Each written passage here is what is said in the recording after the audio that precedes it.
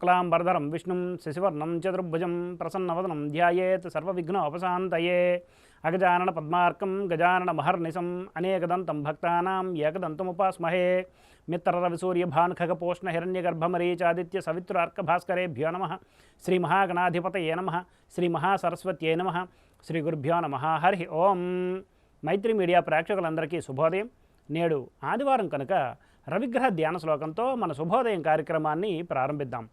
ఓం జపాకుసుమ సంకాసం కాశ్యపేయం మహాద్యుతిం తమోరిం సర్వ పాపఘ్నం ప్రణతోస్మి దివాకరం అనే ధ్యాన శ్లోకాన్ని నేడు అవకాశం ఉన్నంత వరకు పారాయణ చేయండి. ఆంగ్ల తేదీ ప్రకారం తేదీ 2/6/2024 ఆదివారం, శ్రీ క్రోధినామ సంవత్సరం, ఉత్తరాయణం, వసంత ఋతువు, వైశాఖ మాసం, బహుళపక్షం, నందతిథి అయిన ఏకాదశి రాత్రి 1:20 వరకు ఉన్నది పిమ్మట ద్వాదశి. ఈరోజు రేవతి నక్షత్రం రాత్రి 12:50 వరకు ఉన్నది పిమ్మట అశ్విని నక్షత్రం. నేటి వర్జ్యం మధ్యాహ్నం 1:46 నుండి 3:14 వరకు ఉన్నది.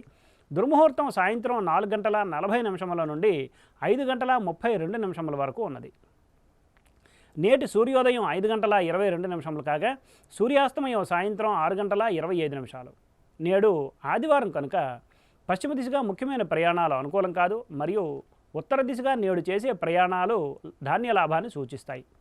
ఈరోజు శుభ సమయాల్ని పరిశీలిస్తే ఉదయం 7:30 నుండి 9 వరకు మంచిది. మరలా రాత్రి 6 నుండి 7 వరకు మంచిది. ఉదాహరించిన ఈ శుభ సమయాలలో స్వల్ప ప్రయాణాలు, గృహోపకరణాల ప్రారంభాలు మాత్రమే తప్ప శుభకార్యాల ముహూర్త నిర్ణయ విషయంలో జ్యోతిష్కుని సంప్రదించడం వలన కార్యజయం కాగలదు. వర్జ్య దుర్ముహూర్త సమయాలలో ఏ విధమైన శుభాశుభ కార్యక్రమాలు ప్రారంభించుట మంచిది కాదు.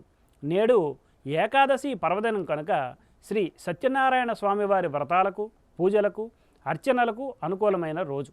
నేటితో గురుమౌఢ్యమి త్యాగమగును అనగా పూర్తి అగును. అయితే శుక్రమూఢమి ఇంకా ఉన్నందున శుభముహూర్తములు, శుభకార్యములకు లేవు.